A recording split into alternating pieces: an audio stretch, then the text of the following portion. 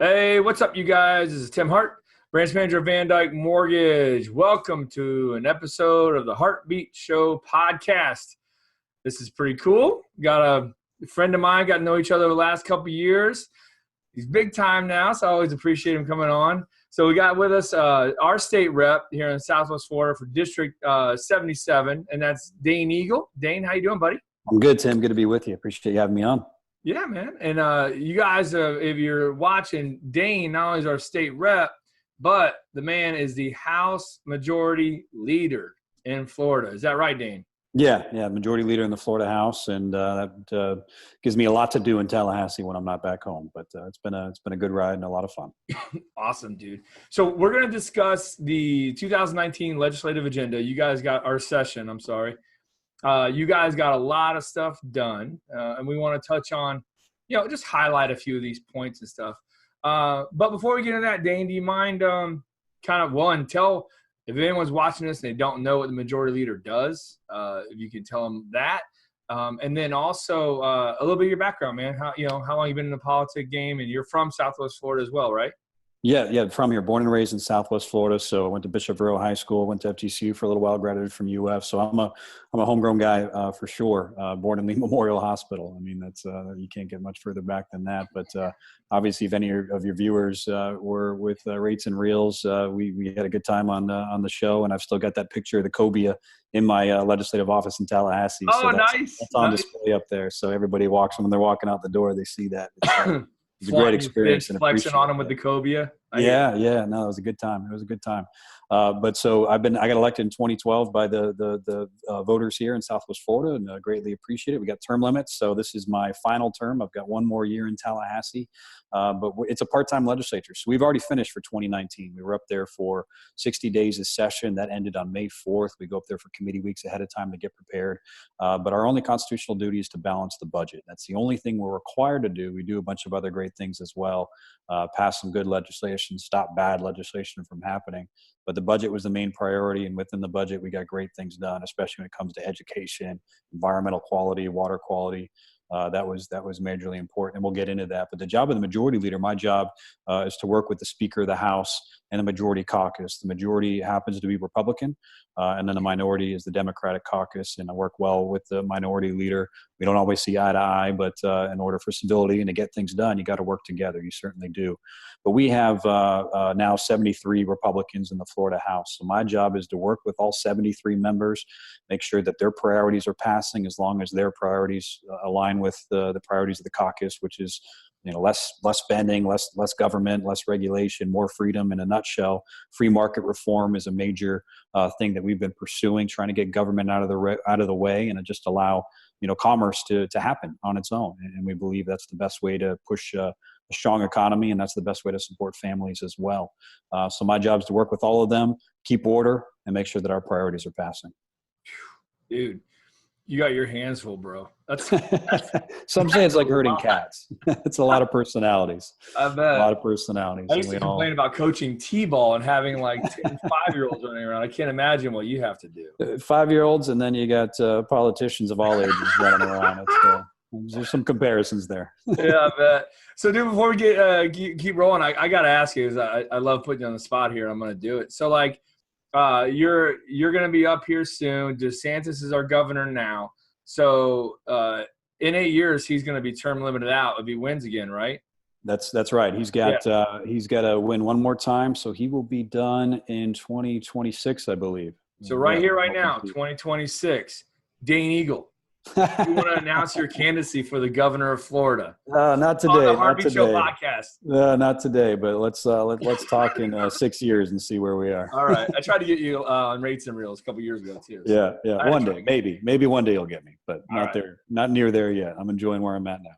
All right. Just consider me when you come to time to announce. I mean, I'll put you in front of like 7 people. So 7 strong voters. I'll take it. That's right.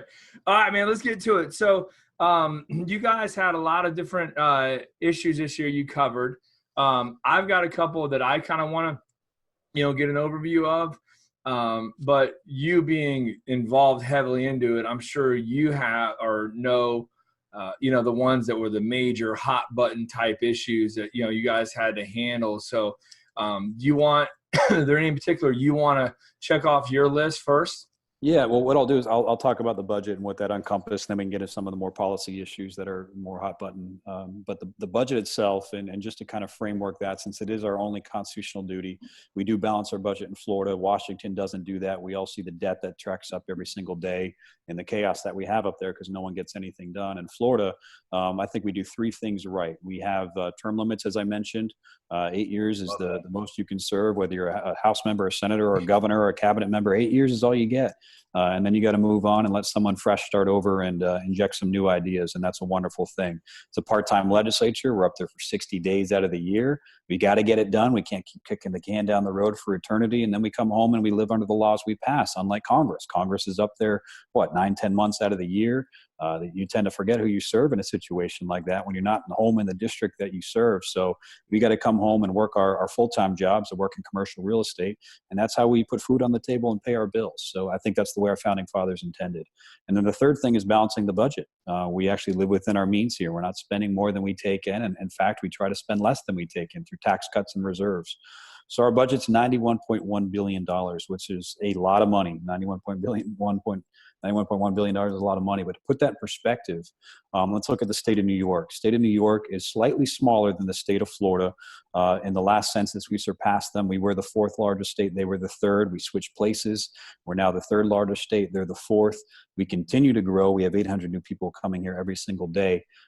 So we have, slightly larger population than New York. Their budget is twice the size. Their budget is nearly $180 billion.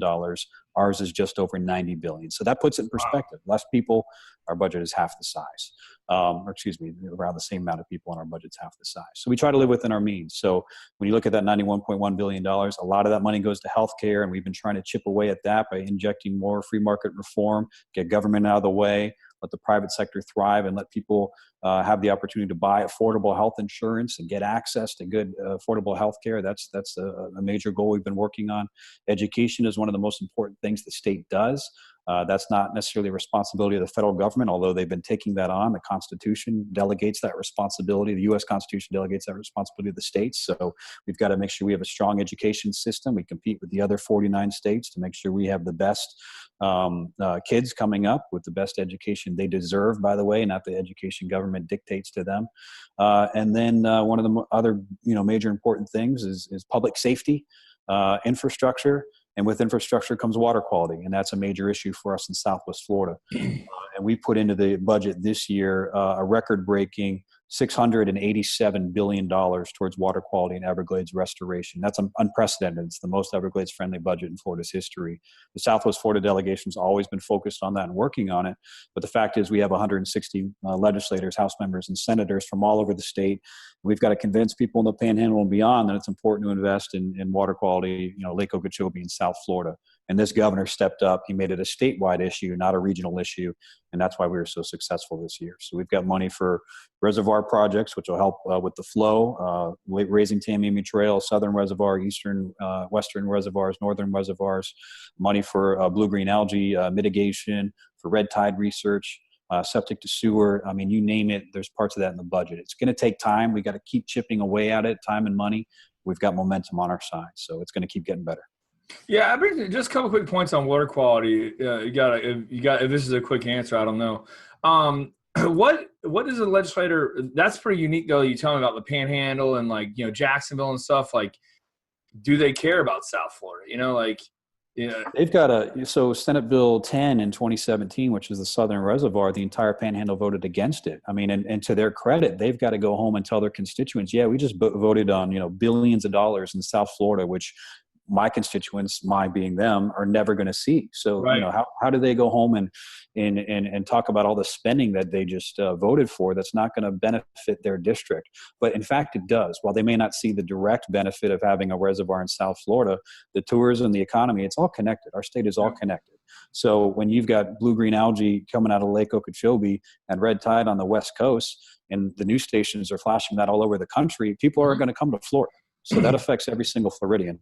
And I think that this last summer and this governor made that a highlight, and they got it, and we were able to get a lot of good work done. Yeah, I mean, just with the tax revenue alone, with the sales tax, Sure. and that doesn't come here. And a lot of people don't differentiate, like, hey, whatever, red tide, water quality, all they hear is Florida, and they're like, Florida and bad water. Yeah. yep. Yeah, man. And then the other thing was, what happens north of Lake Okeechobee, like the Orlando Kissimmee River? Like, what's going on up there So for that's water quality? sure, and that's the main source. I mean, so what we're seeing is we've got 21 million people in the state of Florida. Majority of that's in the Central Florida area. Well, not a majority, but a good, strong portion of our population is north of Lake Okeechobee and in Central Florida. That all flows south of the Kissimmee River Basin into Lake Okeechobee. The water in Lake Okeechobee doesn't necessarily go south, not to the degree that we need it, and that's what we're focused on, is getting that southern reservoir. So then the water flows east and west. But rather than just stemming and working on the flow or the water once it's in Lake Okeechobee, we've also got to focus on how to prevent that water from getting into Lake Okeechobee in the first place, or at least slowing it or cleaning it. So we got $50 million into the budget this year to help with that northern storage, so that we can slow the flow. Is kind of the slogan that's been out there: slow the flow from getting into Lake Okeechobee, so we don't have to release it as quickly and we can manage it better. We need that water in the dry months. We hear about Lake Okeechobee releases, and it's often seen as a bad thing. And dry months during the winter season, we actually need that water. When we don't want it is when it's raining here, and then we get the water from there, and now we're doubling up, and that's when we need to really mitigate that. So it's about managing it year round. No, I got you. Okay, so let's roll off of that with the water quality and start getting into some of these issues that you guys had passed. Okay. Sure. Yeah. Fire away. So a couple of sticky ones I saw for you guys. Sanctuary cities. So you want to cover that real quick? Sure. Yeah. Sanctuary cities. The governor just signed that bill into law. I think it was last Friday. So, and it's doesn't come without its share of controversy, of course. But the idea behind it, we hear about what does sanctuary city mean, and the media tends to jump on this, and it gets a little bit convoluted. But the basic principle is, look, we've got laws in our country, and those laws should be followed. We're all for immigration. I think any one of us can point somewhere in our family tree and point to where and when an immigrant came here, and that's why we're here. We're all for immigration, but it's legal immigration. And what we've got to do is stem the flow of illegal immigration. Allow people to come here and prosper, but we've got to do it in a matter of rules and a matter of laws. And our immigration system's broken. There's no question. The federal government needs to get a handle on that and fix it so that it is a little bit more efficient, that good people can come here. They're not waiting in line, because what we're doing when you do that is you're just incentivizing them from doing it the right way, and then they just jump the border. But that's a federal problem. At the state level, we have no say over that. But what we do have a say over is how our state follows the laws. And we have federal laws on the books that say that illegal immigration is illegal. And those that are here illegally, they don't have a right to be. But even furthermore, those that are here illegally and breaking the law beyond that are criminal illegal aliens, that we should not be harboring people like that. If they're here illegally and they're breaking the law, they should be turned over to ICE, and ICE can then determine what to do with them and most likely deport them. But you've got different states around the country and different cities and different within these states that say, no, we're not going to follow these laws. We are not going to turn over any illegal immigrant, whether they broke the law or not. We're going to give them a safe haven. Well, that sounds, very nice and kind. But when you've got someone here who's illegally and breaking the law, and they're not documented, so there's no way to know where they're going to go when you put them back on the streets, you're just allowing them to create more crimes. And we've seen many incidences where people have been murdered by individuals who are here illegally, that were known to be illegal, and they weren't detained. They were let go and free to roam the streets. That's wrong. People here that are here legally are held to a higher standard when they commit a crime than illegal immigrants in some cases. So this just basically said we've got to follow the rule of the law. Anybody in the state of Florida, whether, when it comes to our local governments, if they're breaking this law, they're going to be held accountable. It's that simple. Follow the law. No, I got you there. And it makes perfect sense. Just curious, are there other federal issues, like federal laws, that states or cities just choose to ignore, like you see with legal immigration? I know you saw a lot of California cities do it. I think a couple of cities in New York. You have Miami, a couple of cities on the East Coast, right, with immigration. Sure, it happens, and it's hard to always prove, but it's certainly we have illegal immigrants that slip through the cracks constantly. The issue is if you detain them and you put them through the criminal justice system. If they're not documented, you can't lock them up for long, and you put them back on the streets. You don't know where they're going to go, and they're back out roaming the streets. So it certainly happens. It's always hard to to put your finger on the pulse and say it's happening here, it's happening there, but it does happen. And the fact we passed a law that says there's going to be consequences if that law is broken, well, that's going to put the enforcement level up a little bit higher. Yeah, I guess I was trying to find out, are there, besides illegal immigration, are there other issues that like states or local governments just say like, nah, we're not doing that, dude, like to the federal? None come to mind, but I'm sure it happens. I mean, there's certainly enforcement. You've got court systems that uphold laws like that. But as you've seen with this situation, sometimes it's a standoff. Sometimes it's the local government saying to the state, we're not going to follow the law, or the state saying to the federal government, or, you know, within that, you've got those three different levels where they're their own almost autonomous structure where it gets caught up in the courts. And that's a costly experience as well. So it does happen, but this is an example of where we've seen it happening a lot more frequently and where lives are actually on the line. So this is one. And there's going to be punishment to the cities themselves. Yes. So any elected official is who does not follow the rule of the law has grounds for removal from the governor. So the governor can step in and remove them from office. Before, there was no teeth in that law. They were saying you got to follow the federal law. If you don't, well, you broke the law, but we can't do anything about it. Now there's teeth in it, and it can be enforced. The governor can just say, you're out, bro. So, you're out. That's it. Huh. Well, there you go. That'll fix that pretty quick. So put someone's future and political expediency on the line. They might. Yeah, dude. He does it at one time. Like that's gonna be a wake up call to a lot of these people. Okay. What about the other one? Another hot button I saw was teachers able to carry guns in the classroom, right? Yeah. Again, another example where the media kind of jumps on it, and you hear things like illegal immigration that immediately starts to trigger certain emotions. You hear something about teachers carrying guns, and it starts to trigger certain emotions. But to really outline what we did, obviously we had Parkland in 2018, February 14th, Valentine's Day. 2018, we were all in Tallahassee when that happened. Just a horrible tragedy. Should never have happened. 17 lives lost, and it happens in our school. I mean, in a school in the state of Florida, it's ridiculous, and we need to do everything we can to prevent something like that.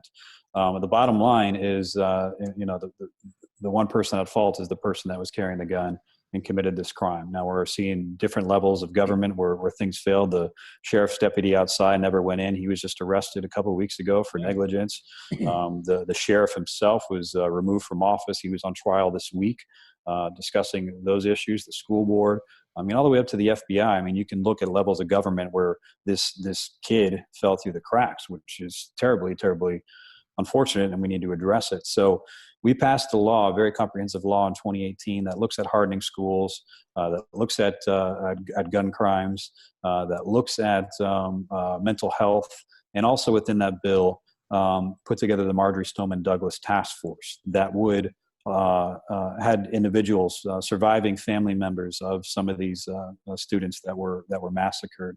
It had education folks that understand, how schools work, and it had law enforcement officers and sheriffs on this committee that put together recommendations for the legislature to come back and visit. The legislature does not have infinite wisdom or body of human beings. Yep. We're not perfect, and we look to others to try to tell us what is the best thing to do. So rather than us just passing a bill without knowing everything, we look to the community to say, what is the best thing we can do?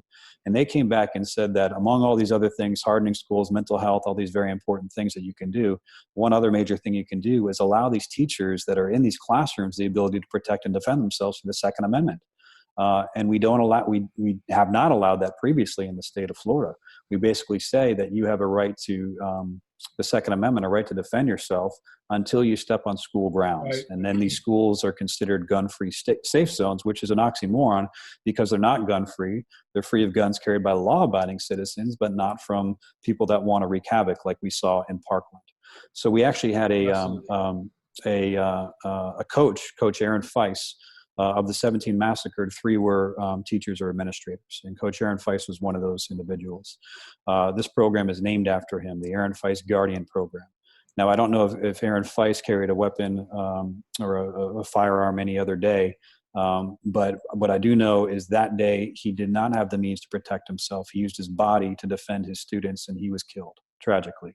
His family allowed us to name this program after him because what the program does is says that any teacher who's in a school who wants the ability to carry a weapon, we're not just going to grant it to anybody, but if they want that ability, they've got to go through a guardian program, a training system with their local sheriff's office. It's 143 hours, which is far more than anyone that just wants to get a concealed weapons permit. 143 hours that they've got to go through to learn how to handle a firearm, to learn how that would be used in an active shooting scenario, to learn how to use that in a classroom. And they're not just going to be teachers that are, walking around with guns all day. But if they're otherwise allowed to do this any other day of the week in a supermarket, your car, I mean, if you're out there driving around, 1 in 10 people has a concealed weapon on them. I mean, that's the statistics. And then we say you can't do it in your schools, and then they're getting targeted. So this would allow a pathway for them to do so. And it's not that we're, saying to every teacher, come up and, line up, we're going to hand you a gun. It's those who choose to do so, who volunteer to do so and go through the training. I see absolutely no harm in that. 143 hours. That's a lot, man. A lot. It's a lot. And we've had a lot of people go through it. And actually, a lot of people did not pass. I don't know what the passage rate is, but it's not extremely high. And that shows that there is some accountability and some stringent requirements in there before we're going to allow any teacher to walk into a classroom with a weapon. Yeah. And so I always, as a concealed carry guy, I mean, I'm a huge believer in it. And I see these gun-free zones, and it's almost like, it feels like it's just bait. You're like, dude, there's zero criminal that's going to be like, wait, there's a sign there, can't take a gun in. They told, the sign says so. They don't care. It's unfortunate. It's really backwards. It's oxymoronic. It's saying the only people that are going to follow that sign are the law-abiding people. Exactly. The ones that, so you're a concealed weapons permit holder, so am I. There are, I think, 2 million Floridians, so that's almost 1 in 10 Floridians are legally allowed to carry a weapon. They account for 0.002% of gun crimes. These aren't, when you read about gun crimes, these are people who have guns illegally. These aren't the concealed weapons permit holders. These are individuals who want to protect themselves and others if they ever have to do so. I think that's in a world where we have guns and they're never going to go away, it's good for good guys to have guns. Yeah. Amen, dude. Well, that's neat. I didn't know about the 143 hours. And also, I think I read that school districts aren't forced to do this either, right? It's up to them. They're not. So it's a matter of local control. So actually, Lee County has not elected to do so. I hope that someday they change their mind. No, there's 67 different counties and therefore 67 different school districts within the state of Florida. We gave them the permissive ability to do so. Hey, if you want to do this, you can. And the Florida law used to say that they couldn't. So now they're allowed to, and it's going to be up to the local school boards and local sheriffs to make that decision within their community. And what about private schools? Just up to the school itself? Yes. Yeah. Up to the school itself to do so. Just asking. My wife works at Vero, so yep. Just want to know. All right, so let's get into what was the other one I wanted to hit on that I thought was really kind of unique? Medical marijuana. Medical marijuana. 2016, the voters, they spoke on the Constitution. I think it was Amendment 2 back then. Every 2 years they got different amendments. So correct me if I'm wrong, but Amendment 2 passed in 2016 by over 70% of the vote. And this is for medical marijuana. I always want to put an emphasis on that, not recreational. This isn't just, free marijuana on the streets. This is for medicinal purposes. So our job then after 2016, so the 2017 legislative session, was to implement this bill. Anytime that we have a constitutional amendment on the ballot, I do have issues of concern with it because we've allowed in some cases, while it's supposed to be the citizens that come together and put this up, you can have individuals that basically put a lot of money behind an issue and get it on the ballot. And it's not always done perfectly. So while I fully support medical marijuana, the ballot initiative was not written to the best ability that it could. So then it's up to your lawmakers to go up and try to define this. Okay, so medical marijuana is now legal. For what purposes? How is it distributed? Who can grow it? Who sells it? So many unanswered questions that we have got to go to the drawing board and start cooking up. So we passed a bill in 2017 that we believe honored the will of the voters, made sure that it was done medicinally, not recreationally, draw that fine line, make sure it's for individuals who have a need for a medicine, treated like a prescription. You can buy it at a dispensary that's treated like a pharmacy. It's a medicine. So we treated it that way. And then, of course, there's lawsuits. So we've been tied up in lawsuits ever since then. It's now mid-2019, and there's still lawsuits ongoing since 2017. Who's the main people suing you? John Morgan. I was just going to ask you, so what's his problem with it? So, and John is an individual. I know him personally, great guy. I don't always agree with him politically, and he does support recreational marijuana. He was on the record for that just the other day. So I think he's heading in that direction, and does not necessarily support everything we've done to really make sure it's done in a limited manner for medicine. And one thing that he pushed was being able to smoke marijuana. So our position initially in the House was that you don't smoke any medicine. You never go to a doctor and a doctor says, all right, smoke 3 Advil and call me on Monday. You don't, that's not in the medical community, a appropriate way to intake a medicine. However, John Morgan sued us for that. And Governor DeSantis, when he took office, said, let's drop the lawsuit. Let's make sure that smokable is accessible to the people. So we just kind of threw up our hands and said, fine, if this is what the voters want and it's going to cost us a lot of money to keep fighting this, let's undo that. So the first bill we passed this year at Governor DeSantis' request was to allow smokable medicinal marijuana to be legal in the state of Florida. So that is now underway. Gotcha. Okay. And so Morgan & Morgan is back on board with you. Yes, in this case. We'll see what happens next. Yeah, because he was the one leading the charge during the... He was. Now there's even, so that was his biggest qualm. And he may be, I don't know if he has any other suits out there, but there's still suits ongoing about, we basically required certain licenses. If you want to get into the medical marijuana business, look, marijuana is still illegal federally. So that's a big issue that we've got to contend with as a state. We can't even use banks in order to fund this because banks are backed by the feds. Yeah, that really is kind of crazy. Man. So there's a lot of issues. But you're trying to make it, yeah, that's nuts. So it's a very tough area to navigate. So in order for us to try to keep this strictly in medicine and not get it mixed up with the black market that's out there that we all know exists, we had to keep very stringent requirements in place. So only certain people have been able to get a license to start growing, start cultivating, start shipping, start selling. And of course, anyone that wants to get into business is going to fight the requirements we put in place. There's a bunch of lawsuits about how the licenses are administered, and that's just government for you. It's unfortunate. It's never perfect, but we certainly put our best foot forward and try to do the best for the citizens. So someone out there is going to want me to ask this. I know they are. Recreational marijuana use. Any hope of that ever passing? If it does, I don't see it happening through the legislature, at least not while Republicans are in charge, which they are and probably will be for a long while. We've seen what happens in Colorado and some other states. Look, this is obviously a plant on God's green earth that has a stigma, and we've seen it has medical benefits, but we don't know the extent of it yet. The FDA has not done research on it, and that's another issue with it being illegal federally. I think that the Fed should remove this from the Schedule I drug list so that they can start doing some research and start exploring this further. But before we jump into recreation, I think it should be administered by a doctor because there are side effects and there are, good medical effects as well, but there's got to be that balance in place. So, again, with a country of laws and the way that we look at it, at least from the Republican standpoint, is this needs to be treated like a medicine. Before we get any further, I think the feds need to open up the doors and start studying this better so we know the true side effects and how this affects individuals. So if you guys see federal movement towards that, Florida may be more on board. Could be more on board. The other path is through the ballot initiative, which happened in 2016. Now, in 2014, the ballot initiative did not pass because that mirrored more of a recreational aspect. 2 years later, they made it more medical, and it passed overwhelmingly. So, voters' minds tend to change and things tend to evolve.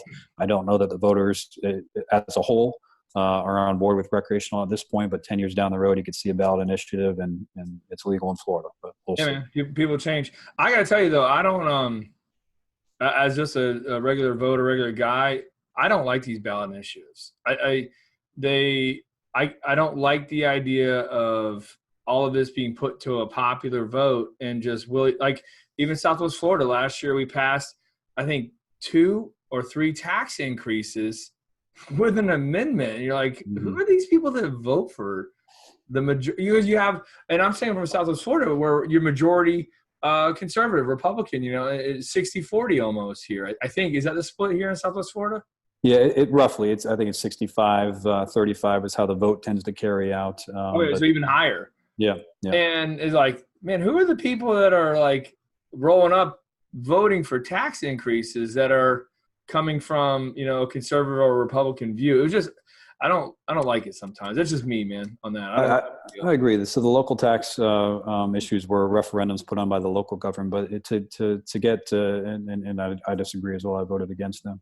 But to get back to the constitutional amendments, the Constitution should be very hard to change. I mean, the idea of a Constitution is it's the backbone of your government, the basic laws that govern how the state or the country should operate. And then beyond that, you have laws, and that's what you have a legislature for. And you elect your legislators to go up there and change the laws, and that's the idea of the republic. If we go back to just any majority rule, that's mob mentality, and that's not what we have. That's not our form of government. We have a democratic republic. So what we've been doing with the constitutional amendments is pushing it more towards that mob mentality. And while I certainly agree that the will of the voters should be heard, the way that the constitutional amendments have been carried out is going about it the wrong way. As I mentioned before, you've got certain areas you can get any one group, any special interest out there with enough money behind them, they can basically buy a constitutional amendment today. And that's not the way that it's intended to be. That's not the way it should be. So we actually passed some stringent measures this year that would make it a little bit tougher for some outside group to come in and fund the constitutional amendment drive. Will the voter should be carried out. Let's get rid of this outside money interest and allow the will of the voter to be pure and done the right way. And then we had the Constitutional Revision Commission last year as well, which is an archaic thing that we have in our Constitution. Every 20 years they meet and throw things on the ballot. And they had 8 amendments last year. And that's where you saw everything bundled up from, one amendment that said ban vaping and ban offshore oil. Yeah, you might support one of those on their own, but if you want one of them, you got to vote for both of them. I mean, that's wrong too. So we're looking at reforming that as well. The only things that the legislature put on there, we had amendments 1, 3, and 5 this past year, which had to do with keeping your taxes low. Ironically, Amendment 1 failed, and that was what would have allowed every individual to have an extra $25,000 off their homestead. It was a tax cut, but I think the way that they read it, I don't know what the voters were saying as a whole, but the way that it was read might have indicated that it was a tax increase. I don't know, but that's again points to one of the challenges of constitutional amendments. You have to be, you have to really know before you get into the ballot box what's on your ballot and study it ahead of time. And sometimes people just don't have the time. They're busy raising their kids and going to work. They get to the ballot because they know they got to vote. And they're thinking, what does this mean? And that's a problem. So it certainly has its share of issues, the amendment process. Well, 2 things to that. One is if you're watching this, and you don't know what it means, leave it blank. That's exactly. I've always said that. Leave it blank. Leave it to somebody else, man. It's not a test, dude. You're not going to fail it. Leave it. Well, blank. Actually, what I say when it comes to constitutional amendments is if you don't know, vote no, because when you leave it blank, now you're leaving, they only count who votes yes and who votes no. They don't count a blank vote. So what you're doing when you leave it blank is you're allowing an even smaller percentage of the population to decide your constitution for you. So if you don't know, vote no. It doesn't mean that you dislike I can see that on the amendments. Yeah, that you're just saying, I don't want this. I don't know enough about it to vote, one way or another to have it in my constitution, or to vote no or vote absent. Vote no. It's not saying you're against the issue. It's just preserving the Constitution the way it is. Yeah, but they also, I don't know who writes those things, man, but they make them so confusing for people to read and understand. You get lost in the verbiage, and I mean, you really got to do your research on each one because the way they're worded just is confusing most of the time. We had Amendment 4 this past year, which is a voter-driven initiative. Amendment 4 would restore voting rights for felons. And while I believe everyone should have a second chance, that was full of problems as well. What it said is upon completion of your sentence, you're allowed the right to vote unless your sentence was for murder or a sex offense. That sounds great to a layman, but when it comes to the legislature and implementing that law, 1, what does completion of sentence mean? 2, what does murder mean? And 3, what does sex offense mean? So we had to define that. Is murder first-degree murder? Simply that. Is it second degree? Is it manslaughter? What is sex offense? Sex offense is not even actually a definition in law. So how far down the line do you get in sex offense? Are we talking solely about rape? Or are we talking about a 17 and 18-year-old who had relations at some point? I mean, so what are we talking about here? What is term of sentence? Is that simply when you're released from prison? Does that include probation? What about fines and restitution? So that's all stuff we had to define, and sure enough wasn't without its share of controversy as we did so. Yeah, no, I forgot about that one too. Okay, so anything else that you want to cover from, what else you guys did this year? Yeah, and kind of one area in water quality, I know that's so important to Southwest Florida, especially being born and raised here. Learning to fish in these waters. I mean, that's something that we got to continue to chip away at. One thing I did want to mention is that even Lake Okeechobee is a big part of the problem. A lot of it's our local municipalities and governments as well. Mhm. Septic sewer conversion is very important. That's something that we need to continue to focus on. And then one thing that your local delegation was able to do, City of Fort Myers they do dump tens of millions of gallons of treated wastewater into the Caloosahatchee River every single day. So this is water, it's wastewater. They treat it through their plant, but then they have nowhere to put it, so it just goes right into the river, and that has higher levels of nitrogen and phosphorus. So we've got $4.5 million into the budget this year just to construct a pipeline from the city of Fort Myers to the city of Cape Coral, so that Cape Coral can use that water for irrigation purposes, for firefighters, which they use for their water tanks and beyond, and allow that water to be used in a secondary way and filter through our earth naturally rather than just dumping it right into the water. So that was one great win, I think, from this past session. A lot of people don't know about how the local water is used, but very important and impactful on how that affects our area. Yeah, no, I love that. And that was, I think, almost 2 years ago. They had that Cape Coral and Fort Myers had the battle, right, where it was like Fort Myers wanted to sell it to him. Cape Coral didn't want to pay what Fort Myers was asking, and right, they had that back and forth. Yeah, it was a negotiation battle, and unfortunately, while that battle's ongoing, you've got tens of millions of gallons going in the water every single day. But they figured it out. They were able to come to an agreement, and now it's time to build the pipeline. So that's going to take a lot of money and time. So we're able to get some money out of the state coffers to get that done, and then the cities will add up as well. And that's part of our job too. I mean, look, we realize your local legislators, at least, it's not our money that we're dealing with in Tallahassee; it's taxpayers' dollars. But our job is to go up there and try to bring that money home. So with the budget that I failed to mention, we put $3.3 billion into reserves, tax cuts. We've cut taxes by over $10 billion in the last 10 years. We do our best to make sure that money's coming home. And another way we bring that money home is by going to Tallahassee and trying to bring that money back in projects. You're sending it there primarily through sales tax. Right. Tourists are coming down here and sending it up to Tallahassee. So if we can bring some of that money home for infrastructure projects, that's a wonderful thing, and that's something we try to do every single year. Any idea how long it would take for that pipeline to be built? I got to find out, but I imagine somewhere in the 5-year range. But it's a while. underway now, at least in the planning phases, and they're going to get started pretty soon. Okay, can I two quick personal points? Can I? Let's do it. Okay. Septic inspections. Yeah. So talking to my boy, Captain Planet, Garrett Stewart. I don't know if you've ever seen him out there, but we did a podcast together. Freaking very interesting guy, fun to listen to.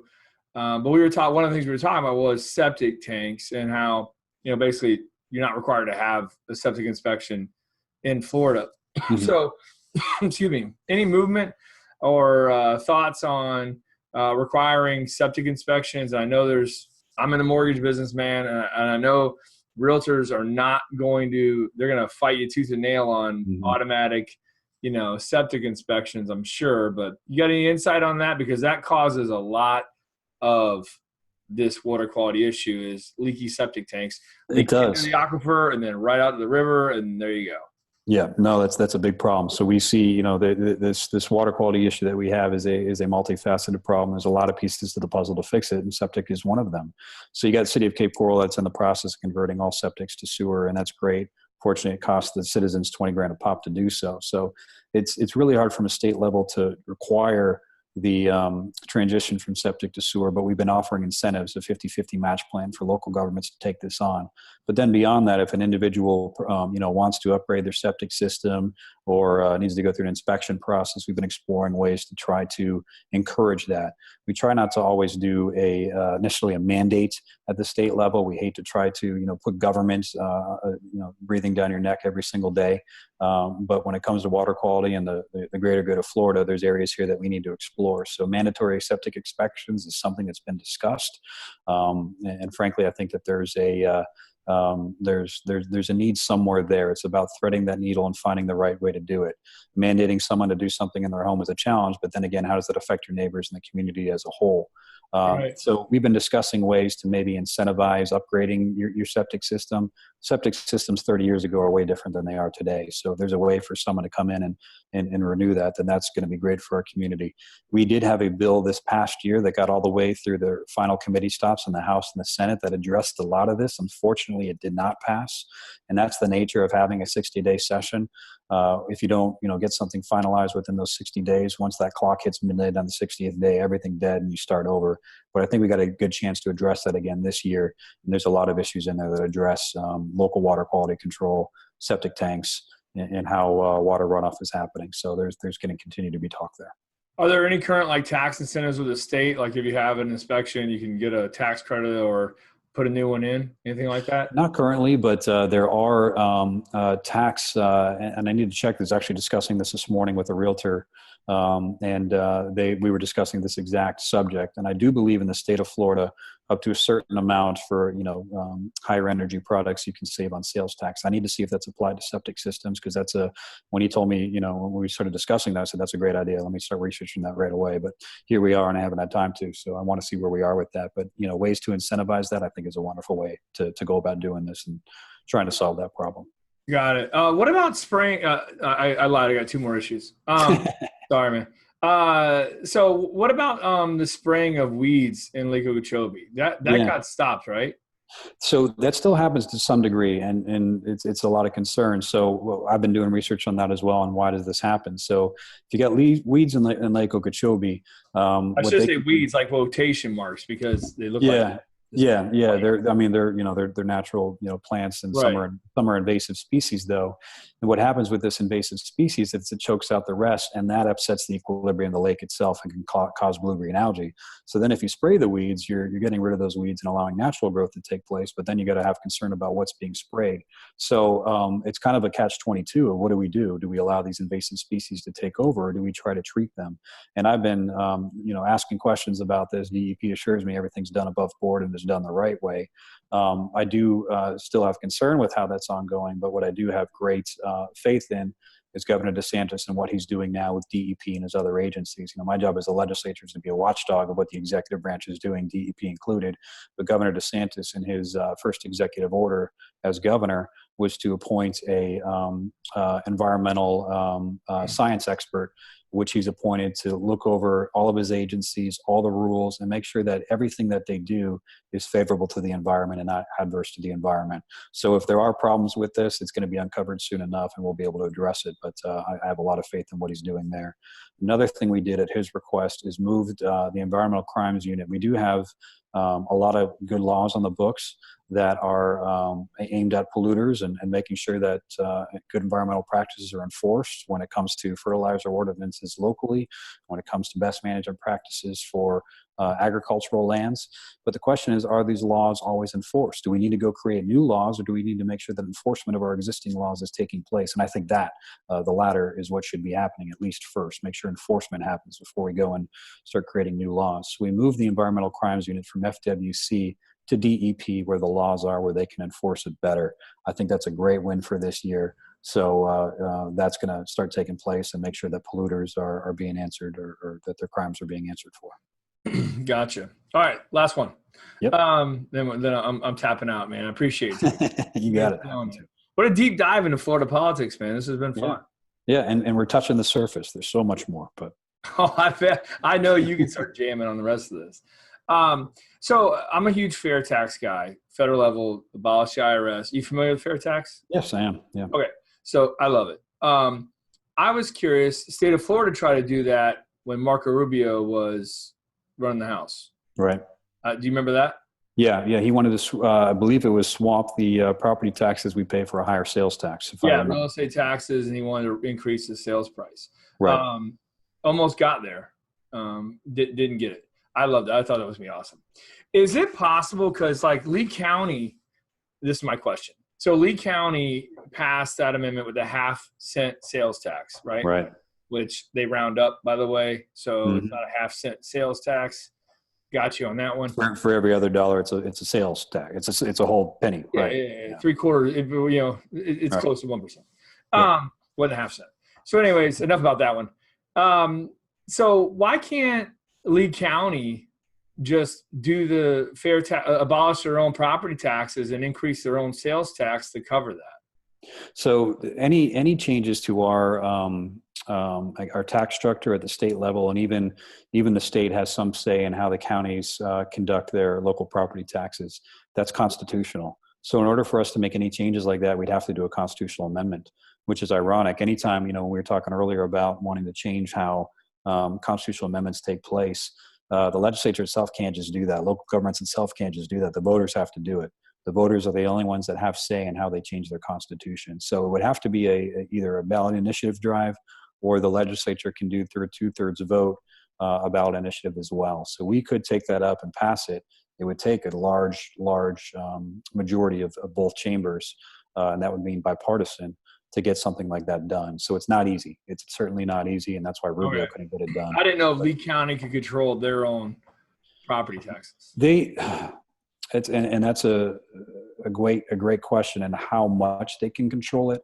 They are bound by the state to some degree. They have millage rates that they can increase and decrease. They could, undo their millage rate, I guess, to a high degree. They'd have to replace it with something. And I guess what you're saying is maybe they reduce their millage rate and then vote to enact a higher sales tax. That could be possible, and that's highly technical. So I'd have to look into that a little bit further. Yeah, we just generate a lot more revenue. That more relief to property owners, renters that don't pay any kind of taxes at all. Sure. Just curious. All right, yeah, and there's some merit to that too. I mean, what you're saying is, property taxes, property rights is one of the most basic things that we have as American citizens. But then we tax you for that property right because you own it. So, but then if you're doing a sales tax, you're taxed on use consumption, and by the way, you're also taxing tourism quite a bit. So it's not necessarily the citizens that are always paying that sales tax. You got tourists that are coming here in the drove that are helping with that, supporting that as well. So certainly some merit to it. You ride on the backs of them a little bit. Let them pay. Yeah. All right. State Rep Dane Eagle, you killed it, man. I appreciate your time so much. That was really fun. I enjoyed talking with you. Yeah, man. As always, I appreciate you wanting to get to know things and putting it out to your viewers. So happy to participate. Appreciate it. Thanks, sir. So to the viewers out there, Southwest Florida, State Rep Dane Eagle, do you got anything else you want to say to them? Like, best way to contact you, email or? Yeah. You can follow me on Twitter, Instagram, Facebook at Dane Eagle. I'm not always necessarily responsive that way. So you can email me at dane.eagle@myfloridahouse.gov or do a quick Google search. I've got staff that's full-time while I'm part-time. My staff is full-time, and their job is to help answer constituents' needs and be out in the community and make sure that we're addressing the will of the people. I work for you, so appreciate the opportunity, and we want to help. Awesome. Well, thank you, sir. Appreciate you guys. That's your state rep, Dane Eagle, killing it. I'm sure he's got a bright future. One day he'll announce, he's going to run for governor on here. I hope. So we'll see what happens there. But Dane, thanks again for being with us, buddy. I appreciate it, man. Thanks, Tim. Good to see you, man. Yeah, but hey, and you guys need something from me, don't forget, reach out anytime. Always here to help you. I'm in the mortgage business. If you need a loan, a mortgage, I'd be happy to help you with that. Look me up on Facebook, Twitter, LinkedIn, all those fun things. You need to talk to me, give me a call, give me my cell phone number because I'm crazy, 239-910-5668.